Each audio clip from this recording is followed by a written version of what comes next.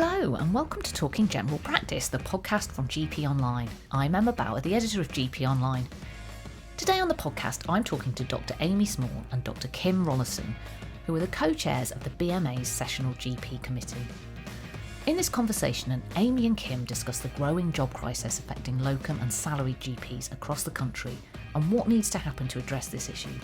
They also explain what salaried GPs should look out for when signing contracts for a new role and what GP partners can do to be good employers and ensure their staff and their locum GPs feel valued.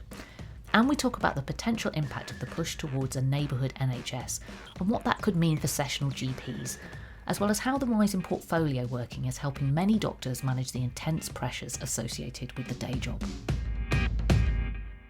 Just a quick note, this interview was recorded before details of the 2026-27 GP contract for England were announced. If you're listening to this podcast, you know just how fast general practice is moving. To keep up, you need more than just headlines.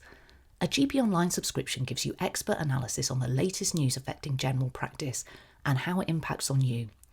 A subscription to GP Online also gives you access to MIMS for prescribing information and MIMS Learning to help you complete your CPD. It's your daily briefing and your education platform in one. Subscribe now at GPonline.com. I'm really pleased to welcome onto the podcast now Dr. Amy Small and Dr. Kim Rollinson, who are the co-chairs of the BMA Sessional GP Committee. Amy is a salaried GP in Yorkshire, but has also worked as a locum GP and a partner in the past. And Kim works as a portfolio GP in Lothian in Scotland. Thank you both for coming on the podcast. Thanks for having us. Thanks for having us. Before we get into some of the issues facing sessional GPs, because we know there's loads of issues facing sessional GPs at the moment, can you explain a little bit about what the BMA Sessional GP Committee does and how it works and how it interacts with the BMA GP Committee? Because it is a completely separate committee now, isn't it? Amy? Yeah, I've been around a bit longer, I think, on that one. I've been involved with GPC UK on and off for the last 14 years or so. Initially, it used to be a daughter committee of that, but now, as you said, it's a sister committee. So you've got GPC UK, and under that, you've got GPC England, GP Scotland, Northern Ireland, Wales, the GP Registrar Committee, and the Sessional Committee. And that's we all sit alongside each other, working together on various issues. So we represent all sessional doctors, and I think it's important to say what a sessional doctor is, because it's become apparent to us in recent weeks and months that not everyone's aware what a sessional GP is. So we cover all NHS-based non-partner GPs. So if you're a locum, a retainer, salaried GP, working out of hours for the NHS, even if you're an appraiser, so let's say you're a GP partner but you have an appraiser role and you've got issues with that, then technically we cover them as well. We do cover a lot of different people, and I'm not sure that everyone's fully understood that. Partly that's our name, maybe that's something we need to look at in the future, but currently for now that's who we are and who we represent. What are your priorities as a committee at the moment? What are the big issues that you're working on? I'll answer that one, Emma. Thanks. I like to try and simplify things as much as possible. So we've whittled it down to three main areas. We want work to be available. We want work to be safe for GPs to do and fairly remunerated, fair day's pay for a fair day's work. And probably all the things we're working on will fit into those categories. Alongside that, we're really focusing on engagement of our sessional colleagues, because it's not like we've got a doctor's mess everybody meets in. People are scattered around working in all sorts of different settings, and it's really hard to get that group together to feel like a united voice who can advocate for themselves. So we're doing a lot of work on that as well. And along with engaging our members that we represent, lots of engagement and networking within the BMA with all the other committees, because I think we're much stronger together. The jobs crisis is a major challenge. We've been writing about it on GP Online for the past 2 or 3 years, and we've written some stories recently that show that it's still really a major problem facing newly qualified GPs, but all GPs. How do you see it affecting the GPs that you represent? What's the real world impact of this situation on GPs? But it's a really perverse situation, isn't it? You've got people who can't get an appointment, yet you've got colleagues who can't get a job, and no one seems to make any sense of that whatsoever. What I'm seeing locally, I personally experienced it. I was locuming as my main role a couple of years ago, and the accountants came in over the summer, told the practice you're spending too much money, and overnight the work went. So I had gone from regular 4 to 6 sessions a week to nothing. And it was horrific because, like everyone, you've got mortgages to pay, bills to pay, and then there was nothing anywhere available. So we're seeing now locally people applying for salary jobs. There might be 40 people applying for one job. Those stats are terrifying and really unsettling. Our survey last year that we ran, really showed some heartbreaking stories. Doctors who are having to move abroad if they can, doctors who are leaving the NHS, doctors who are sidestepping into other allied roles, maybe aesthetics, but even that market's completely saturated now, really desperate, working for Uber or whatever they could get. So we are hearing across the country that these issues are predominantly in the most populated areas, so the city centres, capital cities, Edinburgh, Sheffield, where I am. It's maybe not so much in rural and more deprived areas. Definitely an issue in pockets across the UK. Is that what drove you away from being a locum GP into a salaried GP role, Amy? Did you feel like you kind of had to get a job with a regular salary because you just couldn't make the numbers stack up anymore as a locum? Yeah, I mean, I literally had to create a role. I went to a practice and they were looking for something else. And I said, like, I can't offer that. I'd like a locum job. And then we haven't got that. I had done some locums there and we negotiated myself a salaried role a day a week to fit in around all my other portfolio stuff. In an ideal world, I would still like to be a locum. It would fit much better with the other roles and the lifestyle and looking after my kids, etc. I'm very lucky to have a job and I'm very grateful for that because it's not something that everyone can say at the moment. The committee covers the whole UK, not just England. Is the job situation different in each of the 4 countries? Because, Kim, obviously you're up in Scotland. Have you suffered from the same sort of problems when you've been looking for work? It's really important that we do represent the 4 nations because it can sometimes slide towards England quite a lot just by nature of the volume of population of our membership. So it's nice having a co-chair from Scotland. I can say that about myself. We've also got one of the exec members from Wales, so we just need to get Northern Ireland in the exec. In terms of the job situation, absolutely there is unemployment stress in Scotland as well. The pressures are similar, the patterns can be similar as well. And I think a lot of these downward turns happen in England first, and then we see the wave hit Scotland shortly after. And I think that's what's happened. So we might not have felt the worst of it yet, though hopefully things are going to turn with some deals that have come through. And in Scotland, in the urban big cities like Edinburgh, a little bit in Glasgow as well, there is more issue finding work, probably because there's a denser population of doctors living there. But at the same time, you've got those really, really rural places in Scotland, the Highlands and Islands, Shetlands, Orkney, where they really struggle to recruit people still. That's quite hard as a sessional committee because we're banging the drum saying there's no work. And then at the same time, you will get partners come up saying, well, I just can't find a locum for love nor money. So there is a geographical variation there. But overall, we know that there are less jobs out there.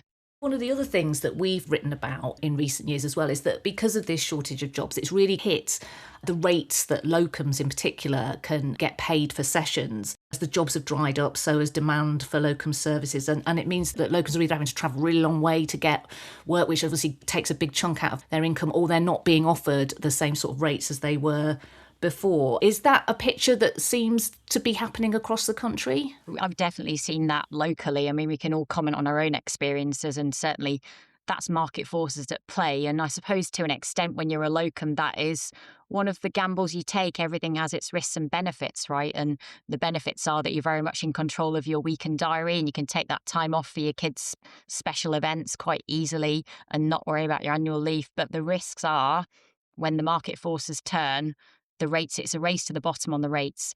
To some extent, locally, locums don't have much power to change that when there's demand for finding the work. And I think that's where we can have a role as a sessional committee at a more national level to try and change that situation or lever it slightly by improving the job situation or pushing policy that might help that. In England, obviously, the government's immediate response to this jobs crisis has been to change the additional roles reimbursement scheme, firstly to include GPs in a limited form, then to expand it a bit to allow PCNs to use more of the funding to recruit GPs. I know the BMA doesn't really agree with this as a solution. Why is it not the right solution for general practice? I mean, our feeling is that the ARS scheme is a bit like a sticking plaster when you've got sessional careers at peri-arrest, really, isn't it? It's also probably a bit of a hard hat moment for the government. They really love ours because they can say it's fixed everything, and it really hasn't. They like to spread the doctors thinly, so they're stretched across several practices, which then makes them probably feel a bit more isolated. We hear from people who, you can't feel as much more of a team when you're spread across 3 different places. They might run things differently in different surgeries. We all know that everyone is unique. And continuity is going to be a struggle, isn't it, if you're working in all these different places? So the government has something they really love. Is it unrealistic to say scrap it? We will say that, but will they scrap it? Well, no. So we always look at the options as short-term fixes and maybe the longer-term goals as well as to how we can improve that situation with the R's scheme. But yeah, we're not big fans. I'm 16 years down the line as a GP, and I'm still learning every day. So if you are spread thin across different practices, you're not getting that feedback. You're not getting that constant kind of, oh, I referred this person and this happened and then I learnt that. You're not able to get that. I do worry that we've gone down this road where we just think that GP is just kind of us prescribing water paracetamol and referring people on to other places. I don't think people really understand quite how complex our roles are, quite the level of risk we take on a daily basis, that complexity of chronic disease and understanding families and all of that business that we do day in, day out. So what do you think needs to happen to address the jobs crisis? Kim, I was going to ask you about this because Scotland has recently secured increased investment into general practice, specifically tied to boosting the GP workforce. Do you think that's going to help? And do you think this could be like a model or the answer for other parts of the UK as well? I do think it's going to help. I am an optimist. That's probably be the next tattoo that I get. The important thing for me, if you're giving extra money, you need to ring fence it. It needs to be earmarked for GP workforce. There are so many shortfalls in funding into general practice, but I think to correct the unemployment situation, you have to ring fence it for GP workforce so it goes there. And so that everybody knows that's where it's going. And that's what Scotland's done to an extent. Of course, there's pressures in certain parts that they can't recruit, so they need other options too, but they're really steering towards employing more GP sessions so that patients get seen more easily and the burnout rate is lower. So I think that can be applicable in England as well. If the government want to hear it and if they're willing to support it, we've absolutely been pushing that angle. Amy, how do you work in terms of lobbying the government? I know that the relationship between the government and the BMA in England is pretty rocky at the minute. Do you feed into kind of discussions that the GP committees in all the countries have with the government ministers, or do you have separate conversations with those people? This year was the first time that actually we'd been invited as sessionals to the consultation to present our papers. So historically we've been able to feed papers in but not been at the table to actually discuss them. And this was the first year that I went along with GPC England to their meeting to discuss those sessional papers that we put forward. That's something that we've achieved in England for the first time, and we have spent a lot of time over the last 6 months really working on our relationships across the BMA. We are hoping with the other nations as well to look at how perhaps we could be involved as a sessional voice in their direct negotiations with their governments. So it's a work in progress, but I'm hoping that what we managed to achieve in December sets a bit of a precedent and means that we are at the table for future discussions. Although they are contract discussions, sessionals work under those contracts. So I think anything that the government offers is important for all members of the BMA who are GPs to have an opinion on and to be able to share that opinion, whether that's in a vote or whatever form of action might come down the line. We are one big workforce. We should be united, and we're much more powerful if we stick together and we can all say, yes, we like this, no, we don't like this, in terms of what the government's offering. They would love for us to split and bicker between each other, and that's just a waste of everybody's time. We're not going to get anything done by arguing, infighting. We need to be a united voice. Remember why we all decided to do medicine and become GPs and fight for that. And I think also to add, it's very difficult to reach out to sessionals. It's not like doctors where you can drop into the hospital mess, put on a pizza and get everyone geared up and rallied around together. It's actually very difficult to get everyone round the table. So I think one of the things we've really been looking at and really working hard on in the last few months is hearing from grassroots. We've put on a couple of online events.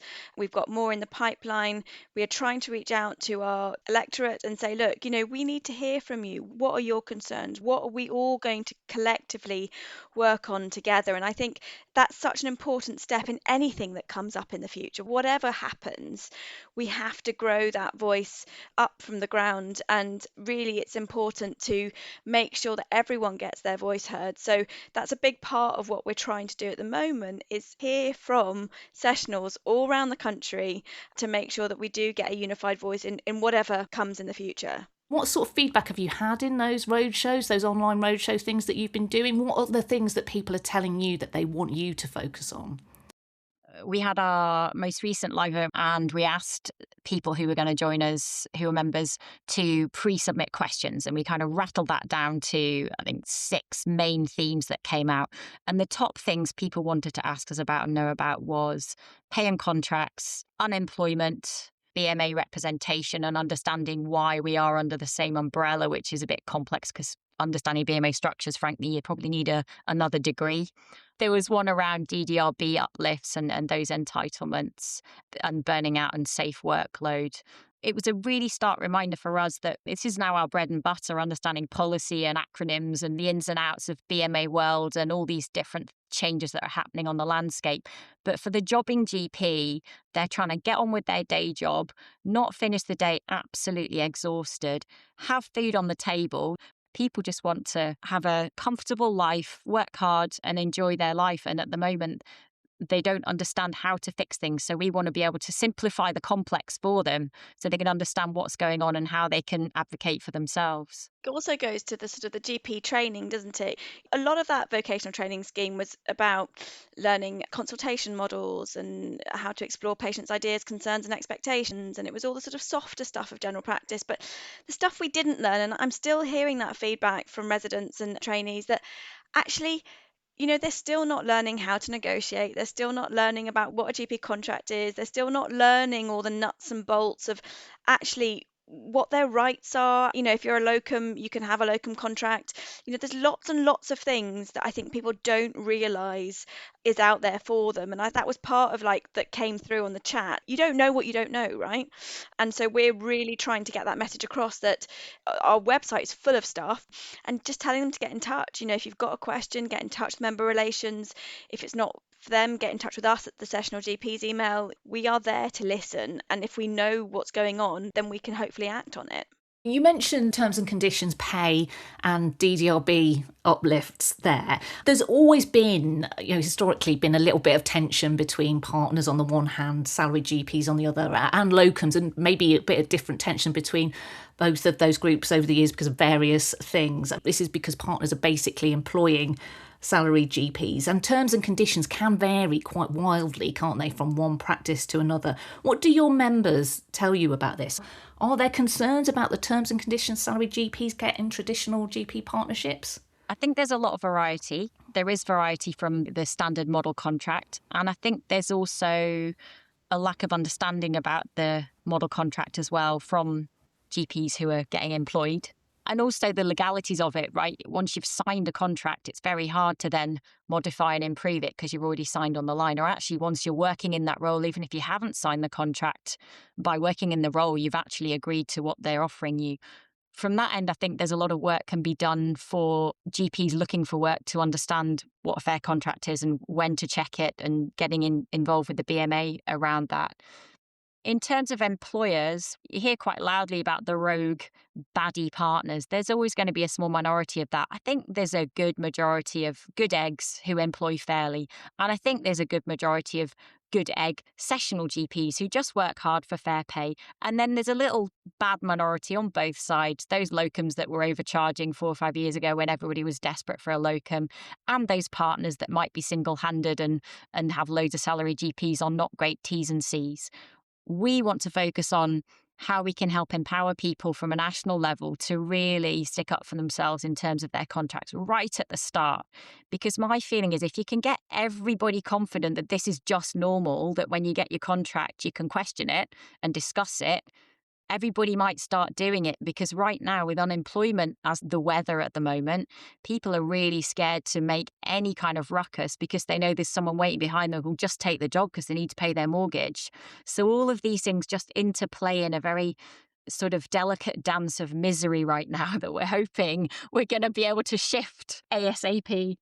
The other bit is, as you alluded to, Kim, people don't understand the partnership side of it. So they'll go, I haven't got my DDRB, but actually the DDRB doesn't cover the on cost. It's not all there. It is coming out of their pockets. And there are practices who are closing their doors because they can't afford to employ people. So it's not as straightforward. And that was one of our asks, that DDRB gets passed on, but that the on costs are there as well to provide that for the practice. I mean, we all know that national insurance contributions have skyrocketed.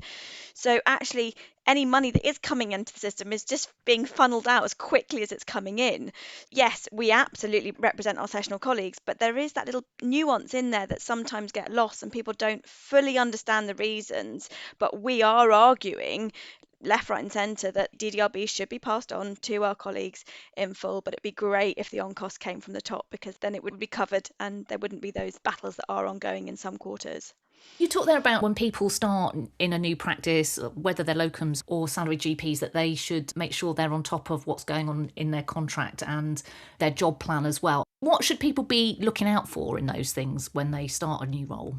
I would say make sure you're a BMA member before you get there and get your contract checked. So there is a contract checking service. It's really easy to do when you're a member. You literally log on, you fill out a box, and they will take your contract away, and they literally go through clause by clause every single section, and they come back on every paragraph and go, this is all right, this isn't great, you'll want to discuss this with them, you're entitled to XYZ, and they pull the entire thing apart in a way that means that you can fully understand what you're entitled to.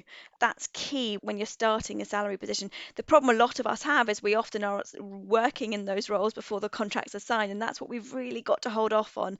Get the contracts in there early, get the contracts done and dusted before you start work, and make sure that your voice is heard in that. And I think also for salarieds to understand that if there's a few of you working in a practice and there's something that's not working, actually historically that's when people come together, and the BMA of managing to support groups of GPs quite successfully. So again, if you're working on your own and you feel like it's not quite working out, get together with your colleagues so that can all be discussed together and bring it forward to the BMA as a group. Do most GPs have job plans? I mean, they are quite important now, aren't they? What should they agree as part of their job plan? Sadly, they don't. Right. And I think that's something that we really want to look at. I think that's quite common practice in secondary care, and it Yes. hasn't been historically in general practice. And I can certainly say, as a previous GP partner who was an employer, our salary doctor didn't have a job plan. It wasn't something that ever came across our horizon.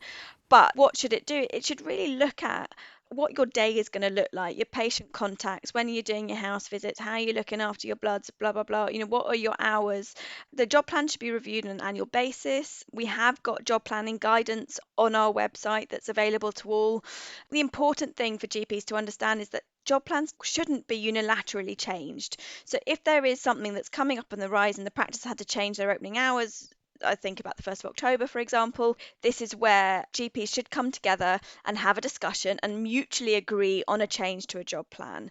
So the message we really want to get out there to salaried GPs in particular is get a job plan and make sure that it's reviewed on a regular basis. And just to add to that, Amy, a job plan can be a great way to broach and introduce flexibility that might be needed in your day as well, because a lot of sessionals have got carer needs, part-time working, might have school pickups. After school care is just really difficult beyond 5 p.m. And so a job plan can be a really great way of laying it out and saying, well, okay, if I need to work till 6:30, could I actually come in late that day because then I know I could do the school drop? Little bits of flex. And actually, I think a lot of people are afraid to ask for flexibility for fear that they're going to say no. But often flexibility can be a win for both sides. If you don't ask, you don't know. And a wise person once said to me, when you're negotiating, if you don't feel slightly uncomfortable in what you're asking for, you're probably not negotiating very well. So it's okay to hold a little bit of discomfort when you're having these conversations. Do you think most salaried GPs are paid in line with your recommended rates, or is that something you're worried about? Because we have heard that particularly some of these ARRS roles, they're not perhaps as well paid as you would hope them to be. Is that an issue that you're concerned about? Yeah, we are concerned about pay rates. When you look at all the doctors across the country, salary GPs have had the most pay degradation of all of them. And our deputy chair, Vino Suri, knows all the stats and numbers on this because he presented to DDRB about all this. The fact that coffee prices are going up, but our pay isn't matching that. So we can buy less coffee. And frankly, I need a lot of coffee in my life. Particularly worrying at the moment, though, because it is a race to the bottom on pay rates in salaried roles as well, because people will take less and less. And when partnerships are tight for cash too, of course, they're going to try and get the best value for money. So this is how it's pushing the prices down. We had a survey where we asked people about their pay rates. And from that, there was enough evidence to show that actually average rate of pay was 9,000 above what the DDRB pay range is. So the DDRB have their recommended range low to high, though there isn't actually a ceiling. And we then published a BMA range, which was 9,000 higher at the bottom and the top end there. We're considering asking about pay ranges again and rates of pay in our next survey, hopefully towards the end of spring. Most salaried GPs are employed in traditional GP partnerships. So what can GP partners do to make sure their practice is a good place to work and that they're good employers? Interesting. I saw a really good advert that came out. The key messages in there were we all meet for coffee every day. We all have lunch together. We all share house visits. We all, make sure that you have your birthday off. Or there was all sorts of little things in there. But it was very much a kind of a united front. You really felt like the doctors in that practice were valued.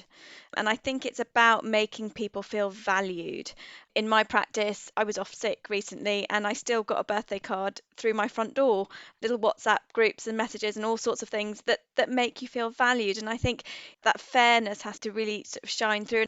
It's difficult because obviously there's a lot that goes on in partnerships that you don't see. There's a lot of admin and HR and all these things that salary doctors don't do that partners do have to make time for. And I think sometimes that there can be a feeling of unfairness, even if there isn't, just that communication. But like there's nothing like shared coffee time, like prioritizing that human aspect of the job, which can feel really difficult at times, and you can feel really isolated as a GP, and really feeling part of a team I think is so important. And I would say to partners, if one of these employees was someone in your family, do you think you're being fair with them? And that's a really good reckoner, I think. If it was your cousin, your sister, your daughter, a lot of us are older now, you've got kids going to university and they're now coming up through medical school. Would you feel comfortable with someone in your family working for it? Then you're probably doing an okay job. There's going to be lots of changes in England in the coming years under the 10-year health plan, this move towards neighbourhoods. How do you see that affecting sessional GPs? Do you think it would provide more job opportunities potentially, or is it something you're worried about? The mysterious neighbourhoods, yes.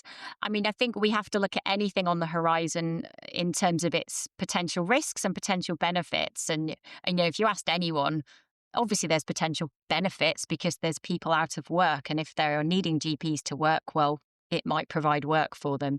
But we're thinking about, well, what will the work be? We don't want to be glorified supervisors. That's not why we trained, right? Will we be in some massive, massive organisation where you've lost any autonomy in your employee state, where you can't get your annual leave, everything's restricted and your pay's not very good? And what will the terms and conditions of your pay be? And is this an opportunity to actually lay a really good line and say, nothing below this, thank you very much?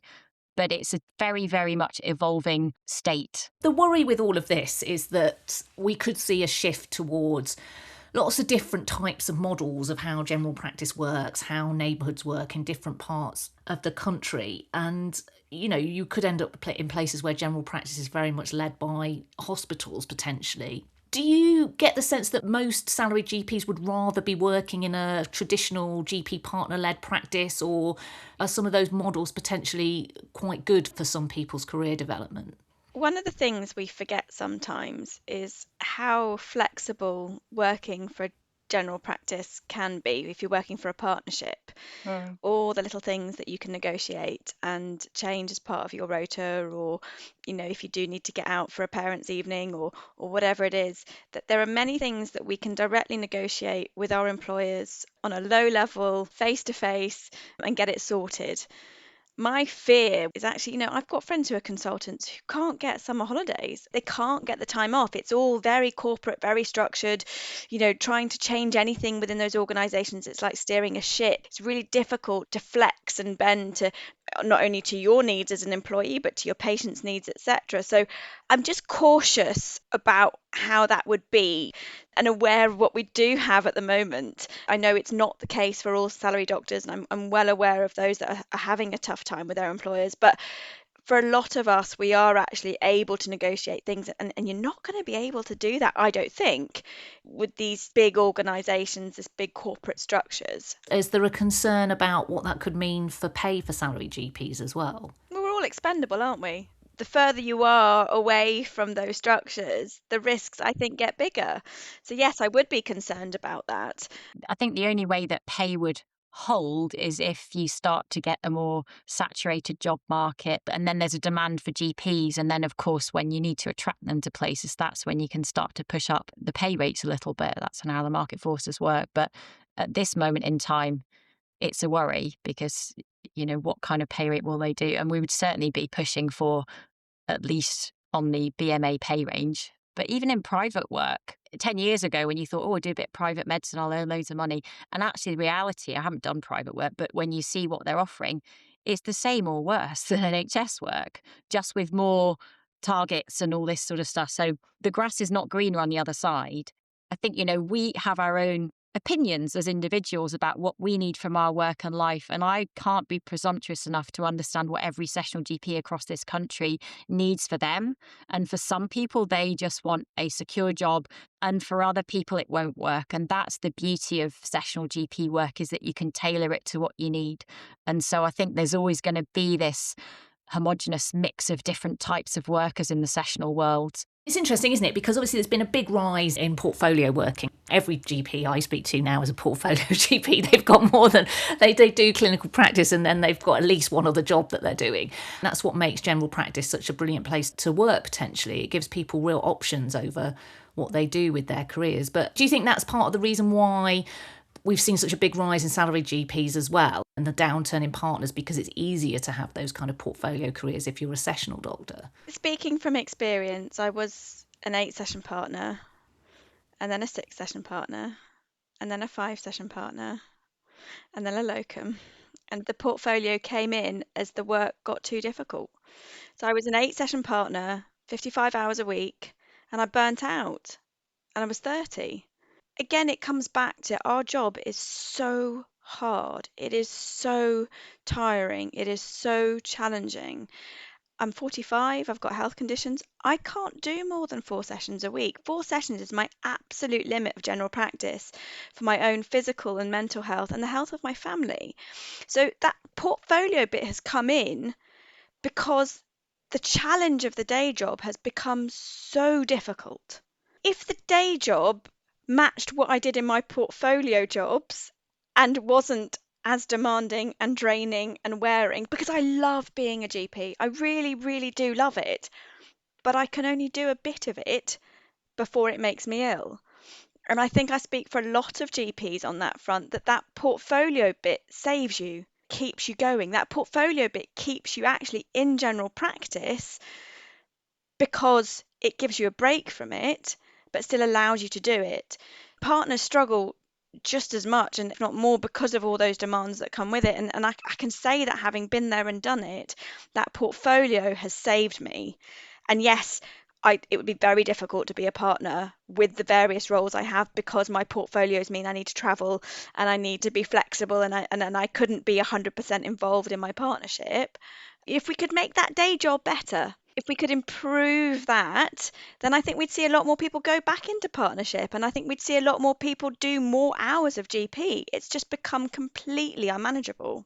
Amy, you're so on point there. And just hearing you talk makes me think about my friends who are also secondary care doctors. And it's just the same there. One of my really close friends is a consultant geriatrician, and she is burnt out, but can't cut back her PA sessions, and is just thinking about how she makes a portfolio career so she can carry on doing what she can do at her max in terms of her clinical work. And you remember those days, a very, very rare day you have in GP land where something happens and it's not fully booked. I mean, I can't remember the last time it happened, but I remember having a day like that and it just being glorious. Just so nice to have that little bit more time with the patients. It's that burnout curve, isn't it, as well, that you hear about. You just get to the peak and then you stop being as productive a GP and then off you go and you just have to take time off. I just really think policymakers need to understand that a bit more. Like people are always banging on about GPs not working full time, and they don't really understand that doing 5 sessions a week is for anyone else's full-time job.